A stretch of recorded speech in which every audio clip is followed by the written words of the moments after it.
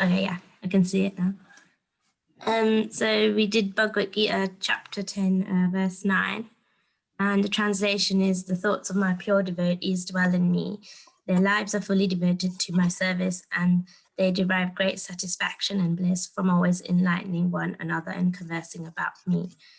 In summary, it was about how the devotees worship Krishna with all their hearts. And the theme that ran through was the symptoms and characteristics of a pure devotee who are always thinking of the Supreme Lord. And I thought a picture of the lotus feet of Krishna sort of summed up the verse quite well. There were three analogies given about how we want to think of Krishna.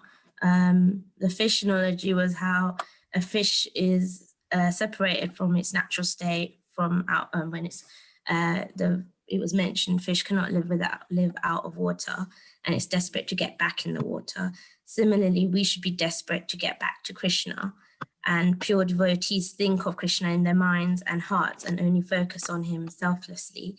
And a quote that I saw on Satchidananda Swami's Facebook page was, Krishna appears in our hearts when we feel the separation and longing for him. It was on his japa inspirations. Oh, yeah. And how when you do japa, try and think like with that kind of mood. And the seed analogy, the second one, was that this devotional service is just like a seed, and if it is sown in the heart of a living entity, and if he goes on hearing and chanting Hare Krishna, Krishna Krishna, Hare Hare, Hare Ram, Ram Ram, Hare Hare, that seed fructifies just as the seed of a tree fructifies with regular watering. And we went into the analogy saying that seeds need nourishment and TLC, like a plant needs delicate balance between light and water.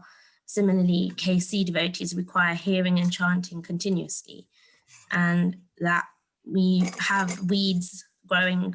Also, where we have weeds that are within us, seeds. And the anarthas are seeds. Weeds. Sorry, I was getting a bit rhymy there. So, but that we have that also with us when we're growing seeds, and that there are things that we don't want within us, and it can stop us in our devotional service.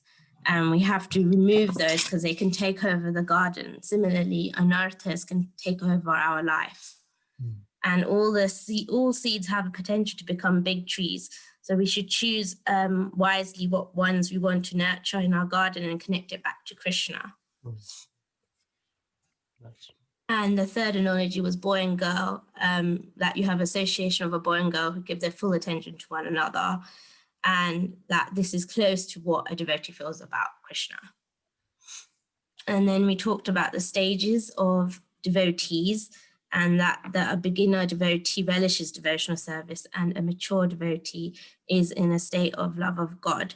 And the example that was mentioned was you have a new job, you want to impress, and you go through like a steep learning curve, accomplishing the task. Whereas once you're established and you're quite mature, you know the company well and your experience, you want to bring about a positive change.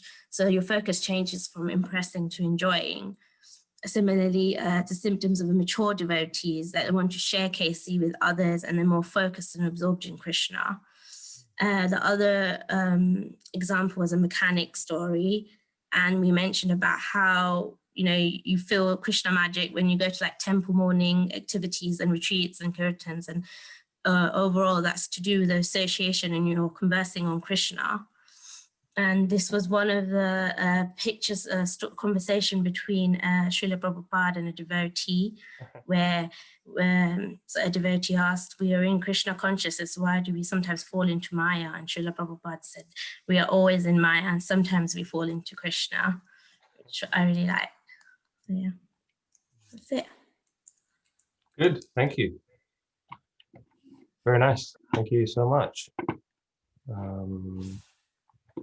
Let's stop sharing. Yeah, thank you. Were there any comments or questions from anybody else?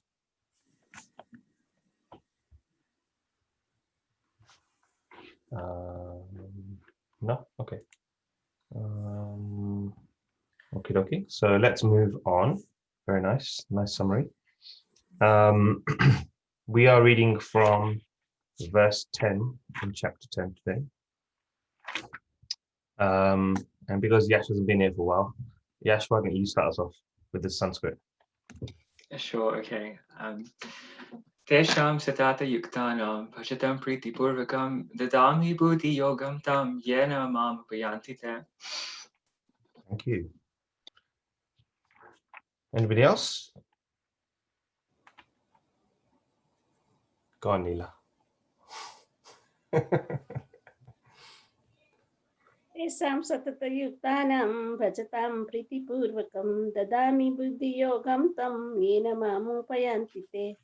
Very nice, thank you. Gopesh, translation, please. Yeah, no worries. To those who are constantly devoted to serving me with love, I give the understanding by which they can come to me. Thank you. Dara, Pepper, first part. So in this verse, the word buddhi yogam is very significant. We may remember that in the second chapter, the Lord, instructing Arjuna, said that he had spoken to him of many things that he would instruct him in the way of buddhi yoga. Now buddhi yoga is explained. Buddhi yoga itself is action in Krishna consciousness. That is the highest intelligence. Thank you. Rikesh?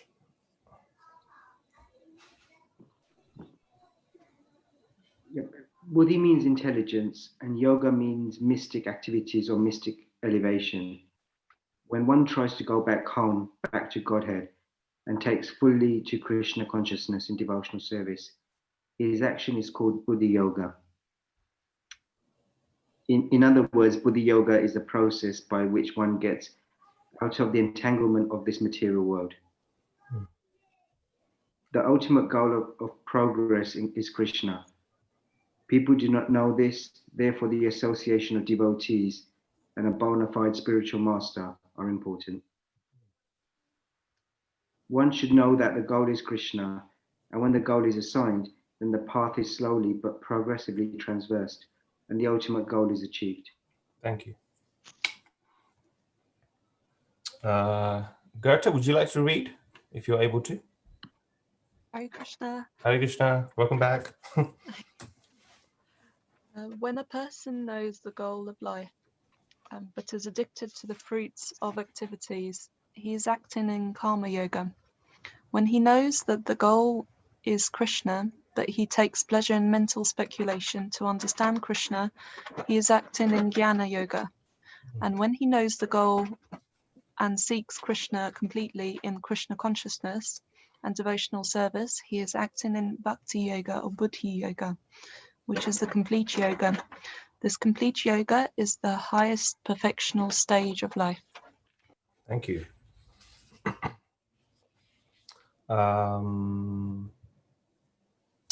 Why don't we ask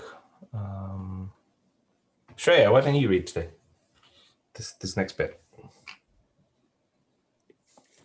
A person may have a bona fide spiritual master and may be attached to a spiritual organization, but if he is still not intelligent enough to make progress, then Krishna from within gives him instructions so that he may ultimately come to him without difficulty. The qualification is that a person always engage himself in Krishna consciousness and with love and devotion render all kinds of services. He should perform some sort of work for Krishna, and that work should be with love. If a devotee is not intelligent enough to make progress on the path of self-realization, but is sincere and devoted to the activities of devotional service, the Lord gives him a chance to make progress and ultimately attain to him. Great, thank you. Okay, so what were some of the highlights? What stood out to you?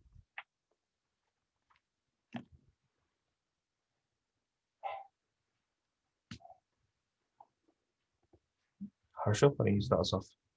Yeah, no, I think for me is where it says the ultimate goal of progress is Krishna. People do not know this, therefore the association of devotees and bona fide spiritual master is important, or are important. I think that's I think that's the essence of everything, really. Mhm. You need you need the association, and you need the association of devotees, and you need the spiritual master to give you the kind of the right path. That kind of summarizes it quite well.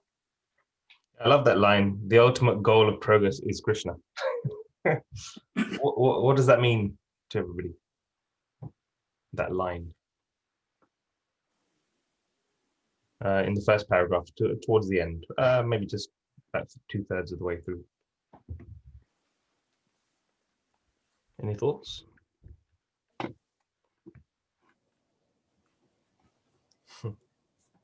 Yes, do you want to comment on anything on that front? So yeah, I actually had when I was reading this, so for me, like I'll comment on that, but like it says quite emphatically, buddhi means intelligence, and that's synonymous with bhakti yoga. So intelligence means to know that the ultimate goal is Krishna, and it kind of reminds me of a verse that we did like a couple of months back when we did the Antavatu Phalam Desham verse, so 7.23. So that's about like those who have less intelligence worship the demigods and the fruits are temporary and limited. So for me, the ultimate goal is Krishna means that you're striving for something which is eternal, full of bliss and full of knowledge, and you're not settling for anything less than that. So that's real intelligence, or that's real buddhi yoga. Yeah, no, exactly. So there are many goals. There are many places or people that we could worship. But here it's described how the ultimate goal and the ultimate sense of worship belongs to Krishna. And he's kind of like the summum bonum, or the conclusion of all such goals. So therefore, in other words, the ultimate goal is Krishna.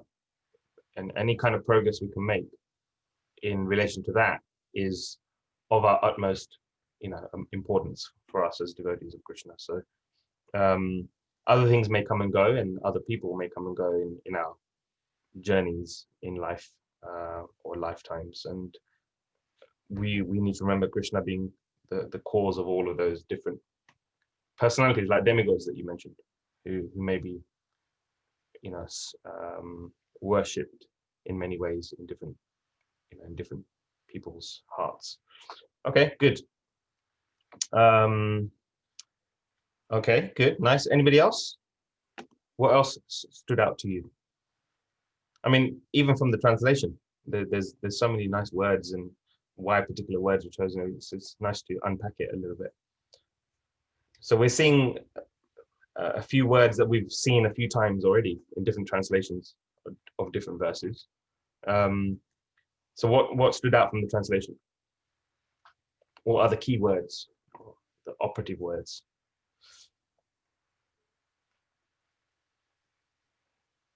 I guess, who are the actors, who are the entities involved in this translation?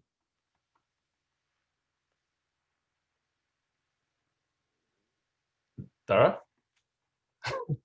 It's that whole me again, isn't it? So that's God, and then he's talking about the devotees that worship God. Yeah. And what does he do when somebody does something?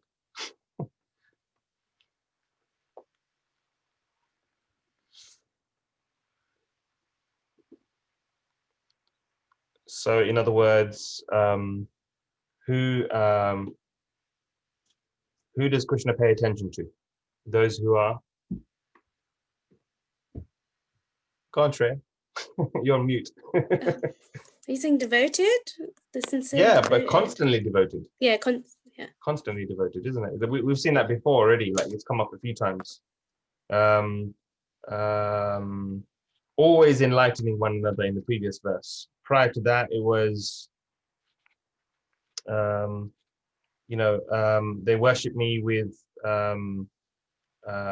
all their hearts. Like it's this notion of there's a quality and a time associated with this. It's quantity and quality. In this verse, obviously, if you're constantly devoted to Krishna, to God, that's a high level. And yet, when Prabhupada talks about in the Purport, he talks about in twice in the Purport, he says, but if you're not of that highest intelligence, Krishna will help you out, in effect.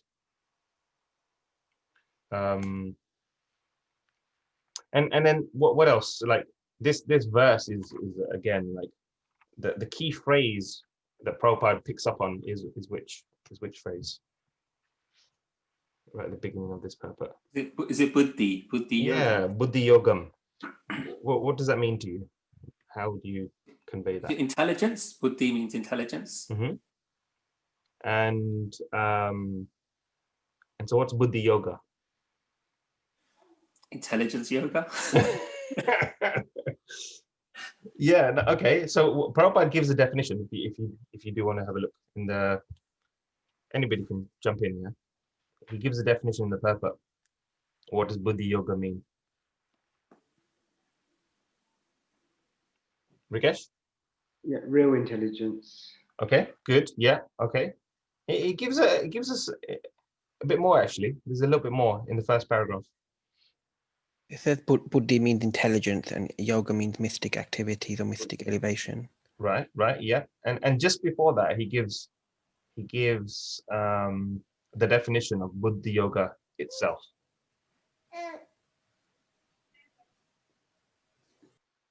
There are 3 or 4 lines into the first paragraph. Anybody?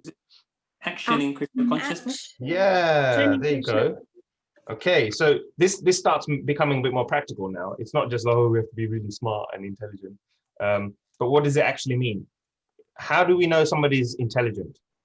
By what they do, right? So in other words, if you have intelligence, you act in a way that is conducive to Krishna consciousness. That is the expression of intelligence.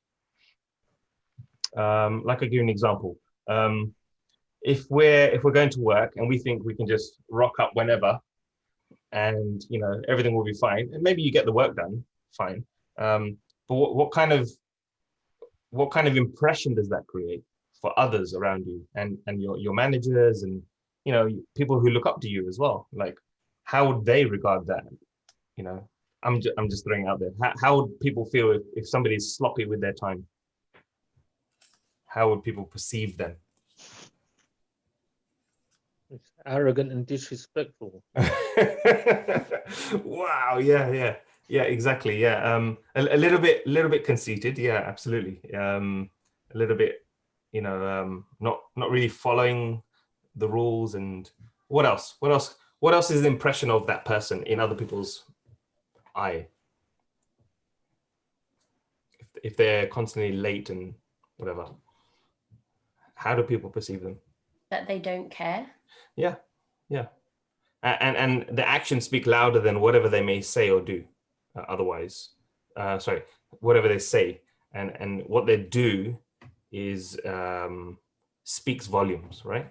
So in other words, if they're intelligent, they would understand timeliness and punctuality as being an important factor for not only themselves and their managers to appreciate that they are, caring and wanting to, be there on time, but equally for those who look up to them, and they will see them as a good example to kind of model themselves on, right?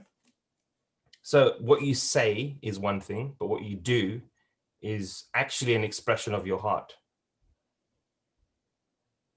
And so if you say, oh yeah, you should be on time, but then you're always late, you're always late. Like it's saying one thing, but doing another. It's not intelligent. You're basically, there's a contradiction there somewhere. So buddhi means intelligence and yoga means to connect or to elevate yourself. So buddhi yoga means acting in a way whereby your Krishna consciousness increases. And that's the definition Prabhupada gives. And if you do that, that is actually the highest intelligence. You don't need a degree in this or that. You don't need to have absolute wealth or lots of facilities. You just need to be able to act in a way where you can imbibe Krishna into your day-to-day activities. And that doesn't cost anything. It doesn't need a degree or of any kind, but it actually expresses real intelligence because it's contributing to the thing which is eternal. So recently, with the US, should we say, political scene and Brexit and other things going on right now, in terms of stocks and shares, everything kind of shot down, and people were like, oh my God, it's like the cheapest time to buy stocks and shares and all that kind of stuff. And if you think about it, stocks and shares is simply investing in something. Like they say, you don't invest in it for a quick return. You invest in it for, 5, 10, 30 years, right? It's that kind of time scale. And so why would you invest in it? If you look at the stocks and shares, they go up and down all the time. But overall, the trend is upwards. That's in general what they say, right? So if you invest for the short term, you're likely to get a little bit mental about it and conscious of the ups and downs. But if you invest for the long term, you leave it there and it generally trends upwards. That's what they say, right? So in a similar way, intelligence is for the eternal when it comes to spiritual life. We don't invest for the short term. We invest for the long term. In other words, we invest for eternality, which is an entirely different proposition, far beyond any stocks and shares. And that is actually real intelligence, because if intelligence means you invest for the long term, then how intelligent do you have to be to invest for eternality? For your constant growth and progress, right? Okay. So Prabhupada defines Buddhi Yoga as the same as Bhakti Yoga, which is action in Krishna consciousness. Okay. What else stood out to you?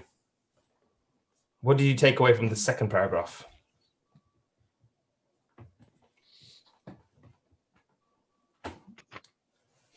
Any thoughts? I think the word goal keeps coming up. That's the goal of life. Yeah. Okay. So there's something about direction or destination kind of being emphasized a few times. Yeah. And what did you take from that, Sampath? I think it's trying to give clarity of the direction you should take your life and drop other, well, I'm not sure if inconsequential is the right word. Things that aren't really that important in life should be dropped. We should be much more focused on what the goal is. Yeah. No, I like that. That's so. In other words, focusing on the real problems. Of course, we have to deal with many things which are like you put it, inconsequential, or should we say, not eternal in their nature. We have to deal with mortgages and jobs and families and dealing with the coronavirus. All of these things are seemingly not eternal, but behind all of that, we also need to focus on the eternal. It's not like we focus on the temporary things at the expense of neglecting all of our kind of eternal benefit. So here, yeah, we should understand the goal. Now, how many of you, it's a strange question to ask, but who used to use a map back in the day? Yeah. I'm sorry, for the young kids out there, we used to have these thing called map books. Anyway, my dad used to buy this. It was like a Greater London A to Z. You buy them into like petrol stations and stuff. They're like 20 quid or something, and you buy a little book. And I used to sit at the front and be the navigator, before TomTom and Google Maps came along. But so what is the important thing whenever you're using any of these kind of things, whether you're using an old map or whether you're using a new app, map and app, ooh, that's rhymes. So what is the main thing? You have to know where you're going, right? You have to know your destination. You have to know your goal. Otherwise, what is the point? And now I think with modern apps, you can see that once you know your goal, even if that normal path is blocked, it will reroute And when it reroutes, it's basically what Prabhupada talks about a couple of times. So let's read that. At the end of the first paragraph, Kalpesh, it says one should. Would you mind reading that? End of first paragraph.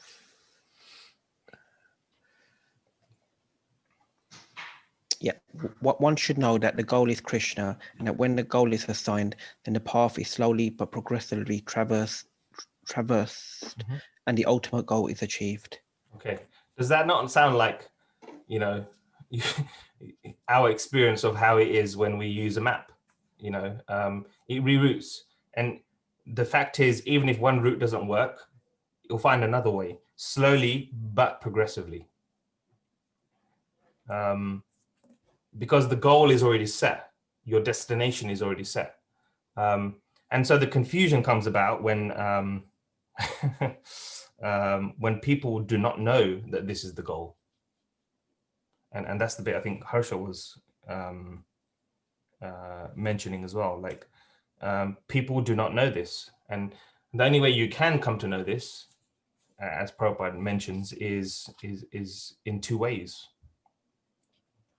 Referred to in the first paragraph of the purport, which is the association of devotees and connection to a spiritual master or a guide, right? Okay, so what do you like about the second paragraph? Like what does that embody to you in reading that second paragraph? Well, what do you take away from that? It talks about the yoga ladder, doesn't it? Where you got, well, you start with the karma yoga, then you get, which is about your actions and devoting those actions to Krishna, and it moves into then jnana yoga, which is we talk about mental speculation, which is thinking about God and the universe and all that kind of stuff, and then ultimately leads to bhakti yoga, which is love and devotion to Krishna, having a relationship. Yeah. So that whole yoga ladder system is nicely described, I think. Yeah, and when I read this, I thought exactly the same thing. Like, it actually summarized the whole of the Bhagavad Gita in one paragraph. Yeah. It's insane. Like, when we looked at the initially in like the first week, I think or the second week, we looked at the different chapters of the Gita, and we saw that the Gita is 18 chapters, and it's split into six chapter sections, right? The first one looks at karma yoga, the middle one looks at bhakti yoga, and the last set of 6 looks at jnana yoga. But this one paragraph summarizes the whole thing,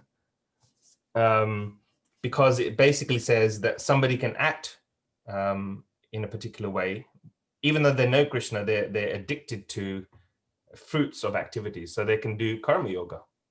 There's no loss. You can still connect to Krishna.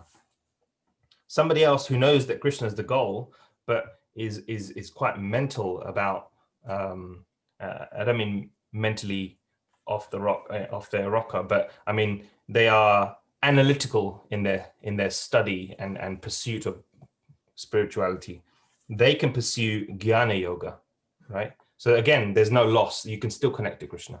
And then others who can understand that Krishna is the goal, but can offer their hearts and their love to him, can do so through actually acting intelligently, or in other words, changing the way they do their activities so that they can act in bhakti yoga or buddhi yoga, which is, as Prabhupada says, the complete yoga.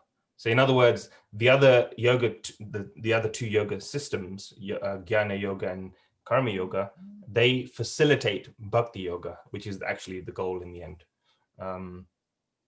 And so in that sense, Prabhupada has literally summarized the whole Gita in that paragraph, because it talks about the different psychologies or ways that people connect to the Lord. People are sometimes attached to things, so they offer their fruits of their labor or their activities, and that's karma yoga. People are sometimes they are very analytical, so they can offer that to Krishna through Jnana Yoga, and if we can offer our love to Krishna more directly, then that's Bhakti Yoga. Yeah.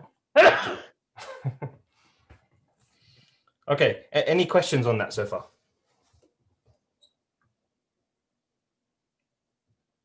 Or any doubts, any concerns?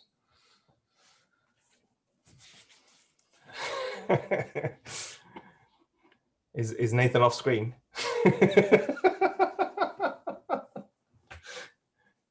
He's sitting here giggling and making me giggle.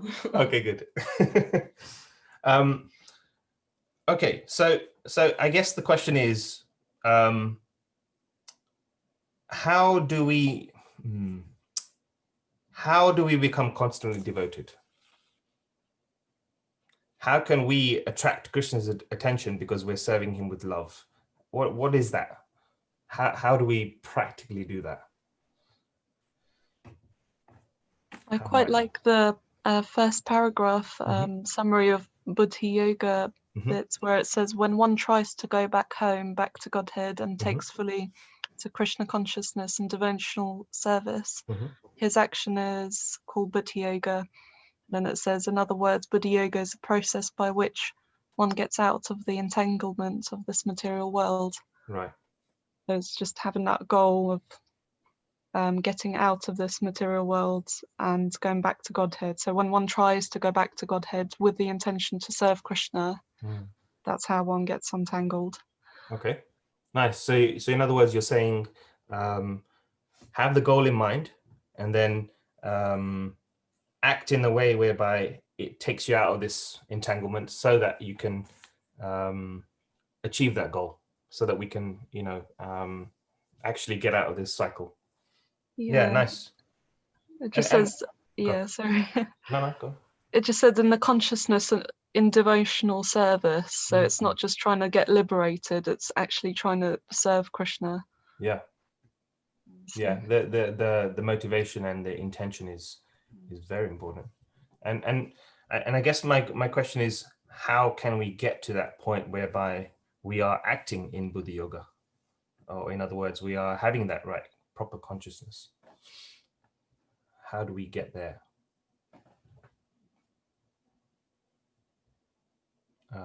Opening out to everybody. Sangeeta, any thoughts? If you're able to speak, I'm sure you are.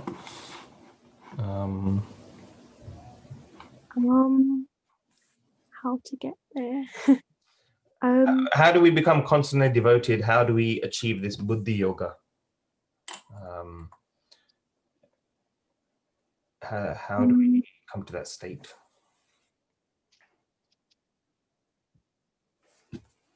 Just on a practical note, like I'm all about, like, everything's very potentially very theoretical until we can make it more practical. So how can we make it practical? What can we actually do?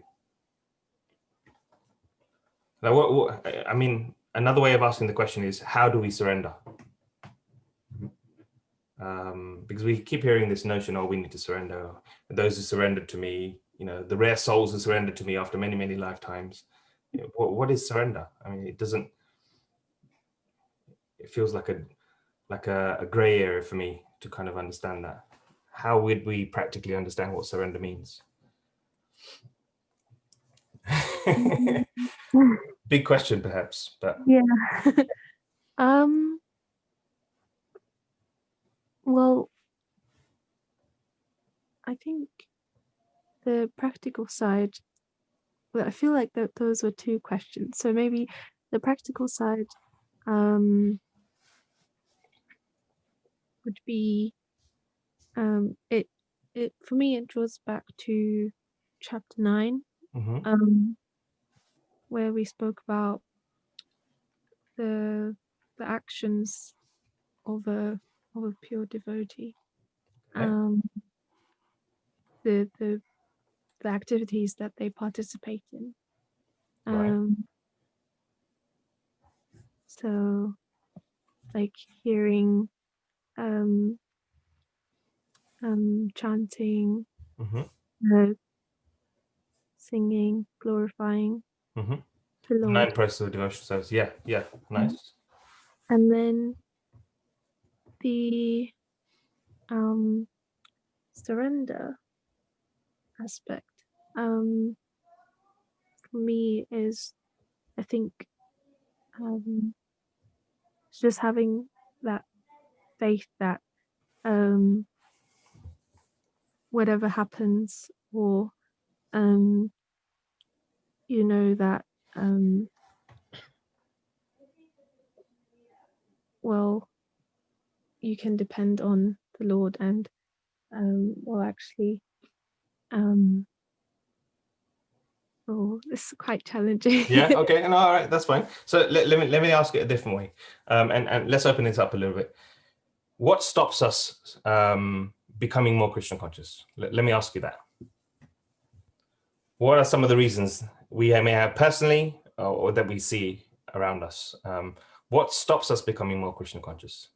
It's that false ego that we have. Okay. False ego is the root, yeah, and it manifests in different ways. So what are some of the reasons we give that? Hey, Busy, nice and jumper. I'm young and I've got a lot of other things to do. And Okay. that So kind of in other words, the how do you put it? The naivety that comes from youth, that I have all the time in the world, so I don't need to worry about it right now. Okay, so that's one thing. We think we have lots of time, so we'll do it later. What are the other reasons that stop us becoming Krishna conscious? Just reflect on your own mind. Like, what stops you becoming Krishna conscious? Sense pleasure. Yeah, we get distracted. We like certain things, and we're like, oh yeah, we're supposed to serve Krishna and Krishna's senses, but I mean, what about me? Right? Like, you know, I want to serve Krishna, but as long as my senses are also you know, receiving some of that pleasure as well, right? So we're trying to negotiate this connection to Krishna, and we're kind of like, oh, let's meet halfway. Krishna's happy, I'm happy, and then, you know, that'd be good.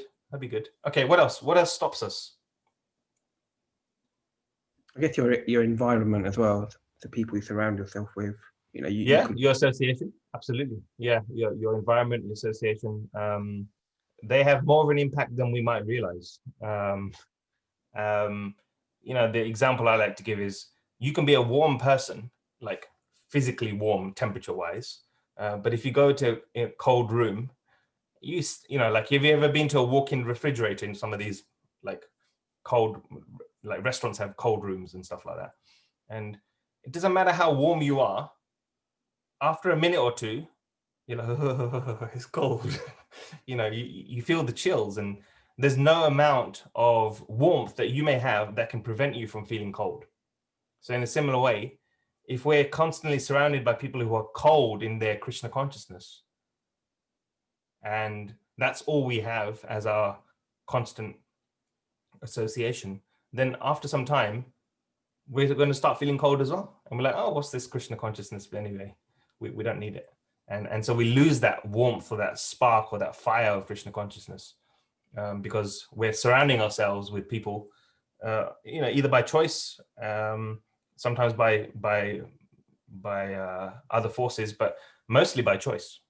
And family is one thing, but even in our families, we can choose to direct the association a little bit. Like, you can choose to talk about certain things or not choose to talk about certain things. And so even in a family, even if you feel that they may not be devotees, you can speak about things which are much more connected to Krishna in some way, even indirectly, right? So we can have conversation points which are different. Okay, what else stops us? What prevents us from becoming more Krishna conscious? What about arrogance? I already know this. Okay, yeah. If you've ever been out on the streets distributing books, and you meet an Indian person, the first thing is, oh, I already have this book at home. I'm like, okay, good. Have you read it? No, it's very nice on bookshelf. Very good. I'm exaggerating, obviously, but it's that same point that we've had this culture, we've had this knowledge for so many generations, but it's not important to us. It remains on the bookshelf. Oh, but I've got it. I don't need your book. I don't need to read this book, and so forth, right? It's this arrogance that I don't need to, which is kind of like, you know, you have access to something which is so valuable, but you don't appreciate the value of it. So it's kind of like that, right? And yeah, that can stop us becoming Krishna conscious because we think we know it all, or we don't need anybody's input. You know, what did the devotees know anyway? Spiritual master doesn't really know me. So ultimately, what can they do to help me, right? Okay, what else? What else comes up? What stops us becoming more Krishna conscious? Would a lack of like steady faith or like strong faith? Right. Okay. So our faith is weak and perhaps wavering, and so therefore we kind of 1 minute we're hot and the next minute we're cold, and then we're hot again, and then we're cold, and then as I think it's in the Bible. I think it's, yeah, if I remember correctly, Jesus said something like, "Be hot or cold, but damn to the lukewarm." So in other words, don't be half-hearted. Give it a bit more gusto, a bit more energy. Have more drive. Otherwise, you're stuck in this lukewarm state where you're neither here, you're neither there. You're stuck in the middle, in this sitting on the fence kind of thing. Which doesn't mean, you can't progress materially and you can't progress spiritually because you're stuck. You're literally sitting on the fence. Yeah, no, that can be a reason that stops us. So what about, what should we do if we're trying to surrender to Krishna or become more Krishna conscious? What should we do? Like, what kind of activities can we do, and what kind of activities should we not do? Like, I'm just trying to, I guess, ask a question about what is it that we might do? We should do some kind of seva to render seva of whatever skill we have, whatever we like, or whatever we're good at. Okay. Whatever we feel we're good at. Okay, and why is that important? Because when we do that, it naturally brings another quality in us, that we become humble by doing that service. Mm-hmm. Well, hopefully, if we have the right mood in doing that seva, then we will become humble, and then we can do better. We can progress in our devotional life. Okay. This is really interesting, and this is exactly the line of thought I wanted, or discussion I wanted to have. So we have to do some service. Okay, that seems reasonable, given it's come up a number of times in our discussions. Like Krishna says, devotional service or devoted, and it's not just an emotion; it's action. And like Prabhupada says, it's action in Krishna consciousness. So we have to do something. It's evocative. It's a verb. It's not passive. It's active, right? So the question is, what should we do? And Neela, you suggested that we should do things which we are inclined towards, right? So things that we're naturally good at. So if I went around the room and asked you, what are you naturally good at? What would you say to me? Let's do a quick round table. Like, what do you like doing? What are things that you're good at? Everyone's looking confused, like, what? I'll be good at music, so I'd be like, I'd be a Madanga drummer or something. Okay, fine. So there's a natural musical side to you. Okay, good. Dara, you might as well go next. What do you like doing? I'm going to go off what Nathan said. I don't think I'm particularly good, but he enjoys it. That I like cooking. Okay. Well, he's alive, so that's a good sign.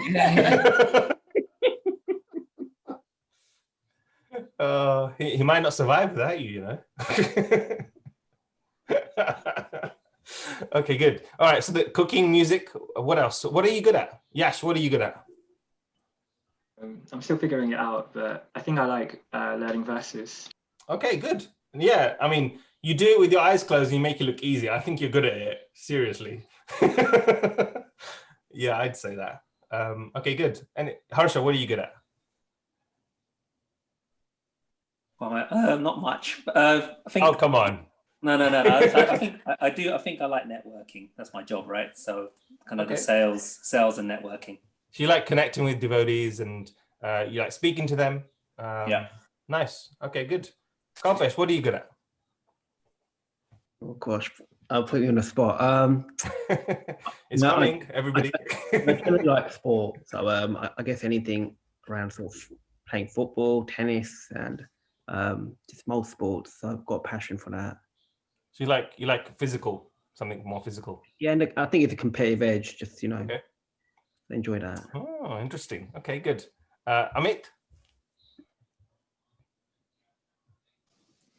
I like seeing the older generation who feel like they haven't got much to look forward to enjoying life. Okay, interesting. Yeah. Okay. Nice. I still think you've got another chapter to go where you think it's not much there to do. So I quite like seeing them do that and helping them do that. Yeah, and that's why you have a care home. Indeed. Better bing. Exactly. Good, nice, and it's so interesting because in Vedic culture, we had no such thing as care homes in one sense because the extended family was there. I mean, I'm not saying that that's always possible in this day and age, but the notion was that there's a wealth of knowledge available in these very experienced individuals who are progressed in their age, and they would share that lovingly and willingly, and we're part of the family. I mean, the dynamics have changed a little bit. When that is properly applied, it can work really well. When it doesn't work, it doesn't work. Whatever. But I appreciate the value that you are seeing in people who are older, and they contribute so much. And actually they may not be able to do much physically, but they can give their blessings. And we do not understand the value and the currency of what blessings are in this modern culture. We think we're doing something and it's by our own sheer will and determination that we can achieve something. But actually, according to the spiritual perspective, it's the blessings of those around us that allows us to achieve and therefore actually capitalize on our skills and abilities. So it's the blessings first and foremost. And we may do something to get blessings, to attract the attention, and then we can do more with those blessings. So yeah, it's a nice point. Thank you. Shruti, what are you good at? You look confused and like bemused by the question. Everyone's good at something. I just wasn't expecting it. I thought you'd moved forward. No, I'm gonna go around. I thought I'd got lucky there, but I know, that's okay.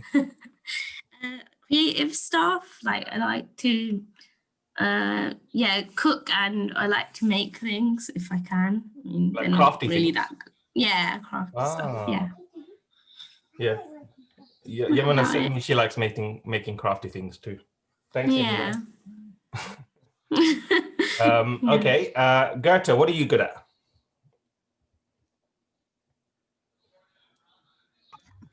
Hi.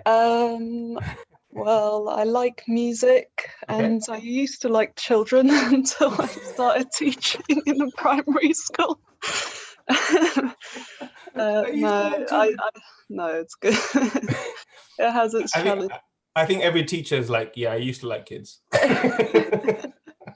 No, I do quite like teaching children music. Yeah. Okay. And reading. So, teaching. I'd say teaching. Yeah. Yeah, nice. Okay. Such a valuable service that you offer. Actually, I know teaching is there's a lot that goes on with teaching now, which isn't teaching. You know, all the admin and all the rules and regulation, which is understandable and necessary. Disciplining 30 children. Disciplining 30 children, keeping them in Right. line and keeping them attentive and focused and not running around like crazy people. Yeah, that's No, hard. And the it's class just size is challenging. it's challenging. Yeah. But it is still a service. I'm just trying to make it Krishna conscious at the moment, which is Yeah. quite hard to kind of regulate the early mornings with Yeah. that side. Something So, meditative. yeah. Yeah. Nice. It's getting there. Yeah. It's And- my first and- term. Mm.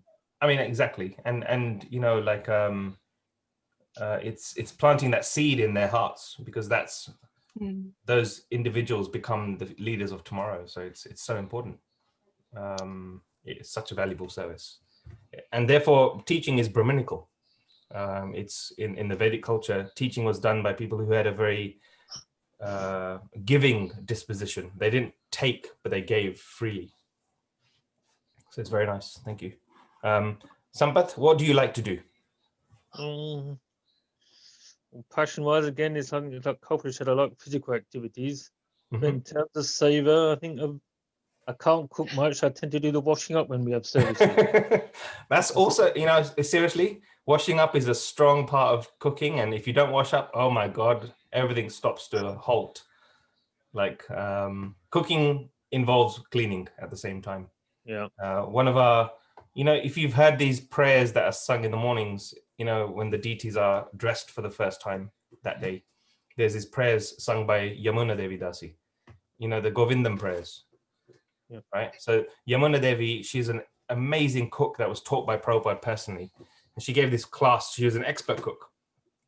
Prabhupada spent hours and months and years teaching her how to cook. And then she explored that and developed that further in a service to Prabhupada. And one of the things she said was there's 3 aspects to cooking.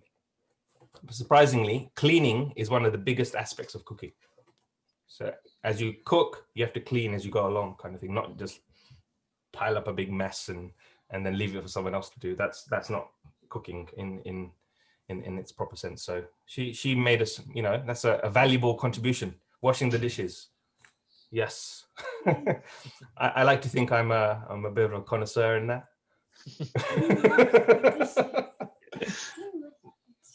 Yeah, but my wife always says to me, "Are you gonna do the dishes today?" I was like, "Excuse me, I do them every day."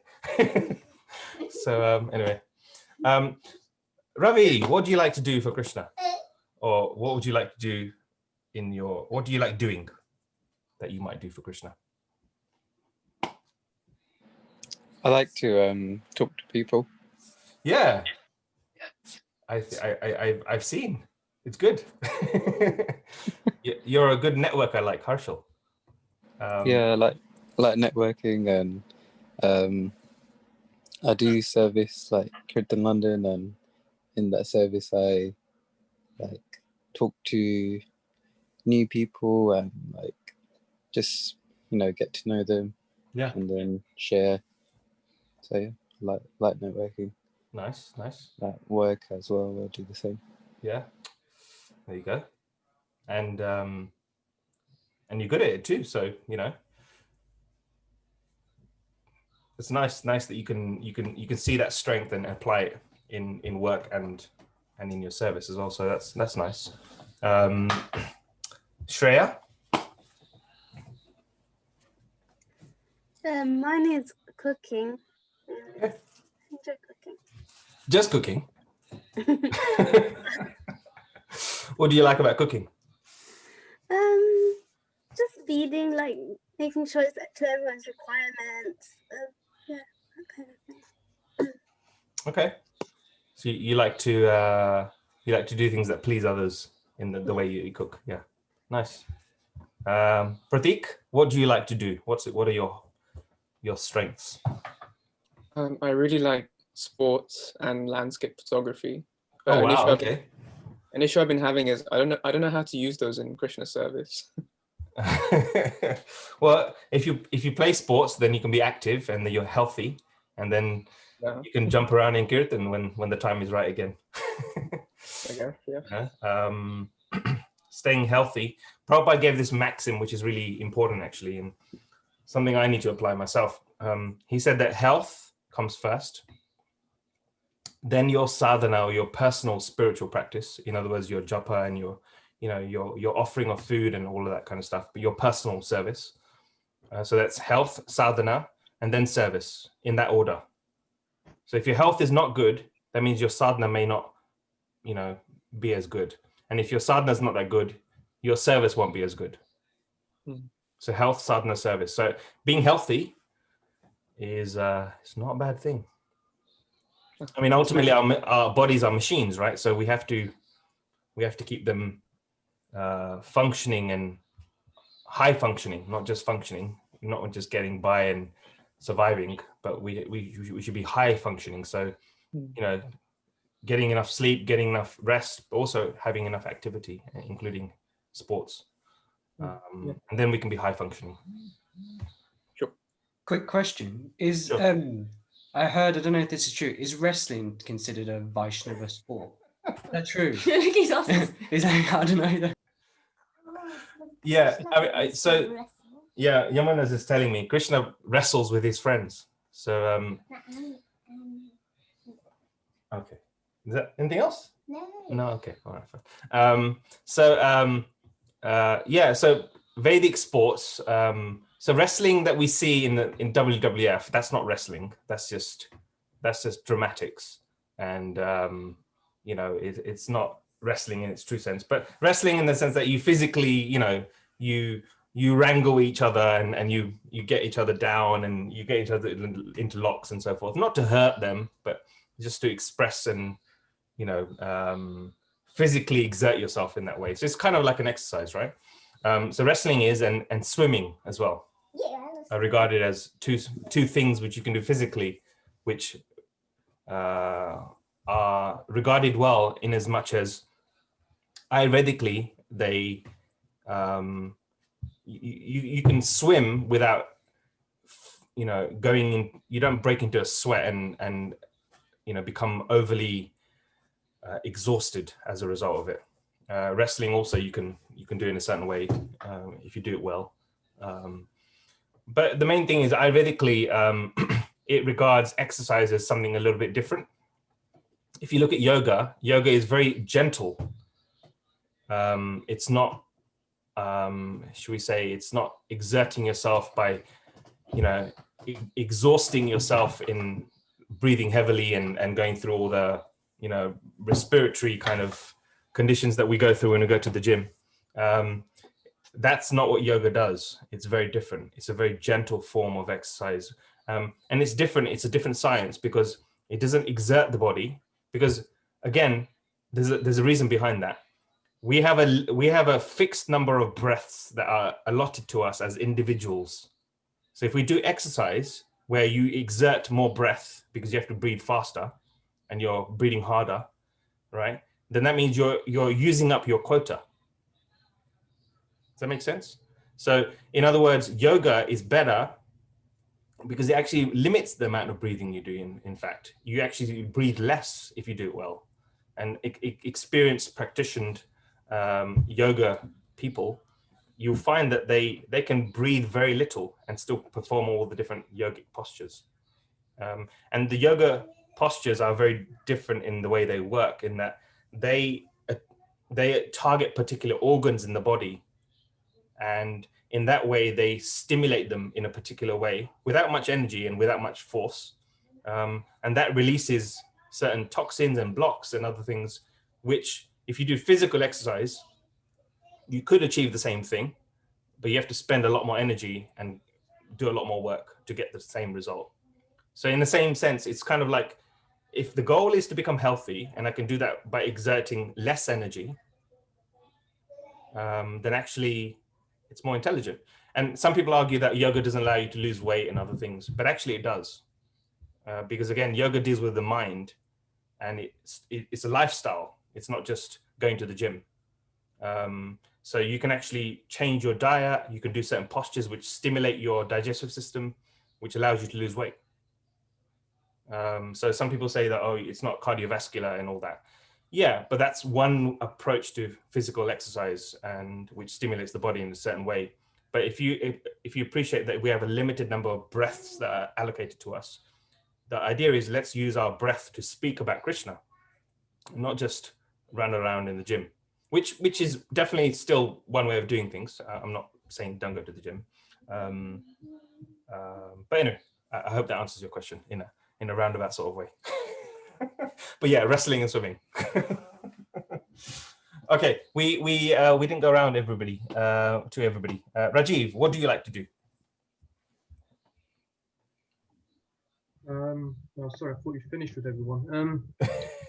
I think I am a good father, and I think I am good at kind of absorbing information, like sort of historic facts and kind of stuff like that. So I like reading, like traveling. Okay. Yeah. Nice. Who have I missed? I've missed Neela.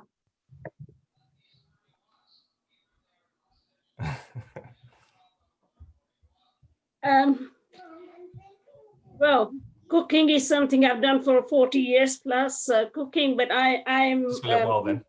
yeah, I'm into yoga and Ayurveda, so my cooking is kind of based around Ayurveda and like, what time you eat, how much you eat, and that kind of thing. So I'm a practitioner of yoga as well for many, The girls are many years. smiling.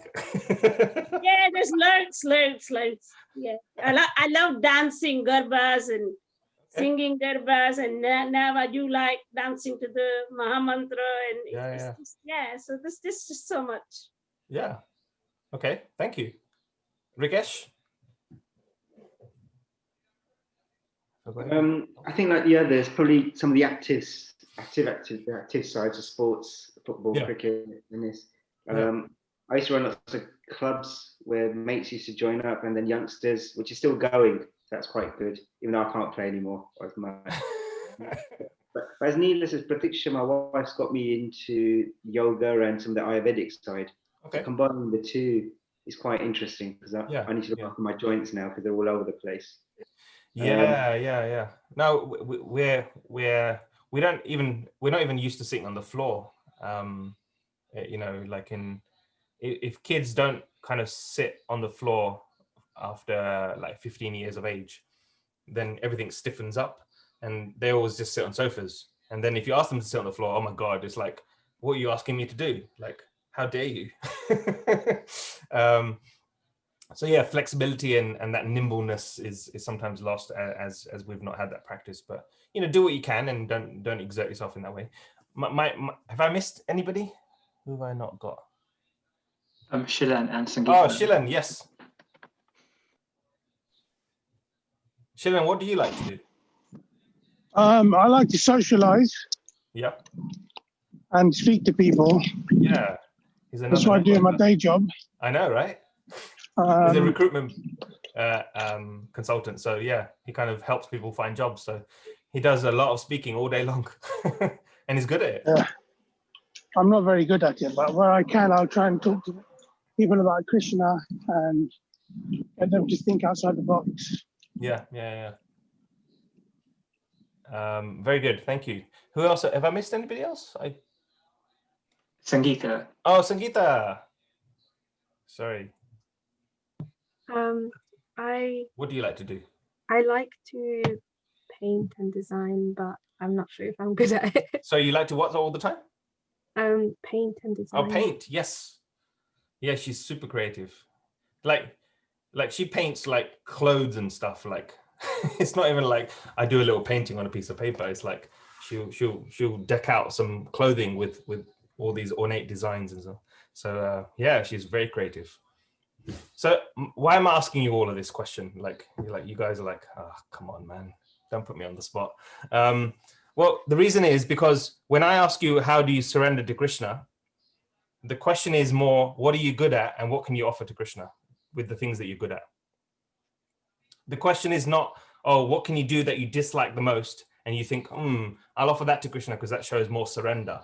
No, it doesn't, because you won't sustain and it won't last and it'll be like dry and really painful. The goal is not to do austerity in that way, whereby you offer the thing which you like the least to Krishna.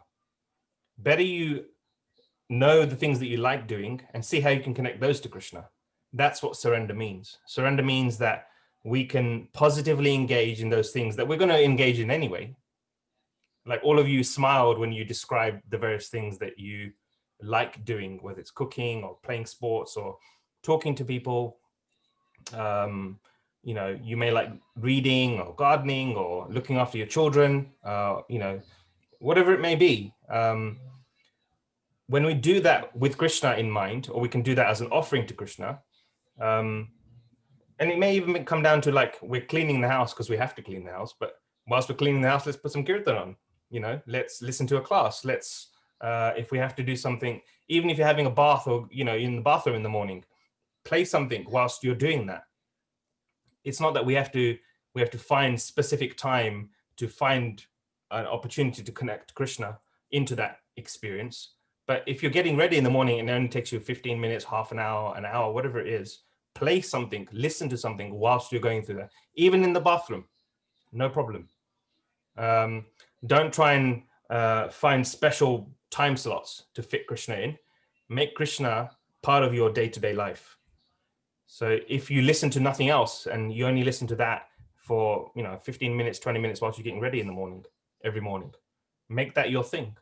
And then that way, all the things you positively like doing, as well as the things that you have no say over, you have to get ready in the morning, have an opportunity to connect with Krishna during that time. I know this because I was struggling to listen, and my mentor, I expressed to him, like, you know, I don't have time, basically. I can't find a time slot that's going to work. He said, don't try and make a new time slot.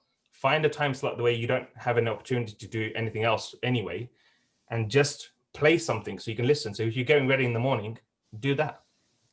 You know, that's really simple, really practical. And that's how we express our surrender and we express our intelligence. How can we find opportunities to make this Krishna conscious? It's not some lofty 10 years later, end of the life kind of thing. It's now. And so that's why when Prabhupada says action in Krishna consciousness, we have to think, what can we actively do now where we can become Krishna conscious right now, not some post-dated later time, right? So, you know, we're giving presents like recently. We have to see that as an expression of our love. And in a similar way, we can give presents to Krishna, like we can speak to Krishna. You know, if you have a nice picture or a deity or something at home, you can express your concerns and your doubts and your worries, your anxieties, express those to Krishna.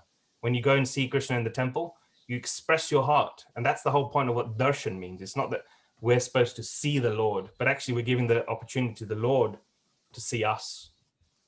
That's what darshan actually means. So when we express ourselves in that way, we develop that relationship with the Lord. And when we do the things that we enjoy doing, and we do that for Krishna, or we do it with Krishna in mind, as an offering to him, then that's the way we actually act in Krishna consciousness. Right? Otherwise, it's very theoretical. Does that make sense?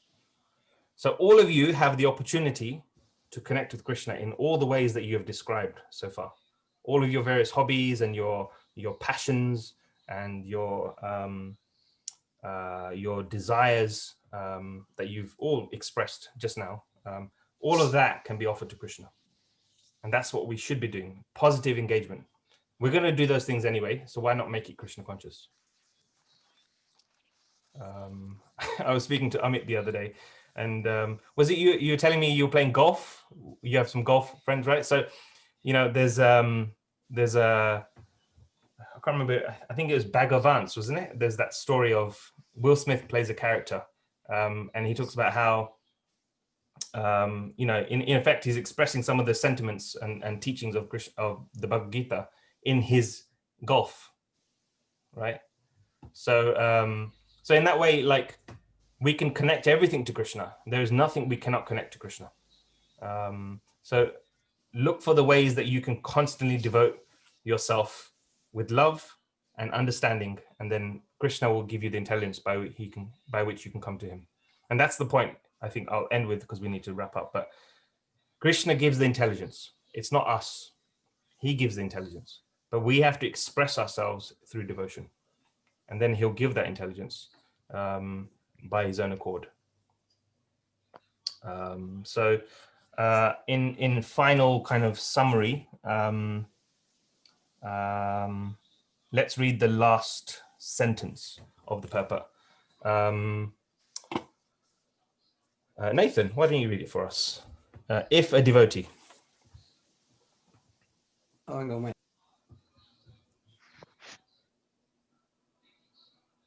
Yeah. If a devotee is not intelligent enough to make progress on the path of self-realization, but is sincere and devoted to the activities of devotional service, the Lord gives him a chance to make progress and ultimately attain him. Right.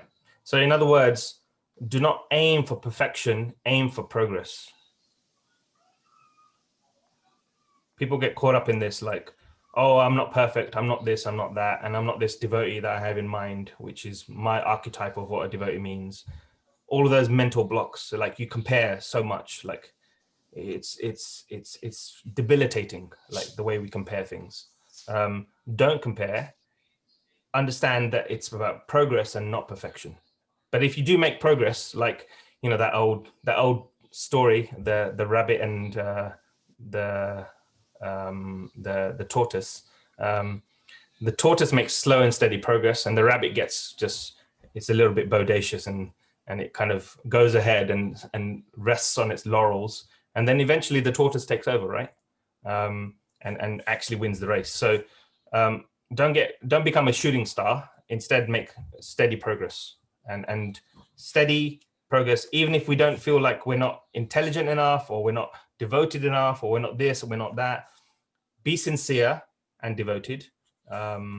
Sincerity means you know where you want to go, and you also appreciate that you're not there yet, but you're not willing to just sit in this state of acknowledgement that I'm not there yet. You're willing to make the steps, even if it's baby steps towards that. That's what sincerity means. Otherwise, we're expressing ourselves in a way that's not very sincere, right? So sincerity is important. We have to be willing to make those steps. So anyway, I'll pause there because I think we need to wrap up. But thank you all, and we'll carry on with verse 11 next time. Summary wise, who's doing the summary this time? Was it? Hold on, I forgot. I think it was me. Ah, okay. I think. Yes, that might be true. Let me. We'll put it on the group afterwards. That's fine. But thank you all so much. Hare Krishna. Hare Krishna. Thank you. Hare Krishna. Thank you.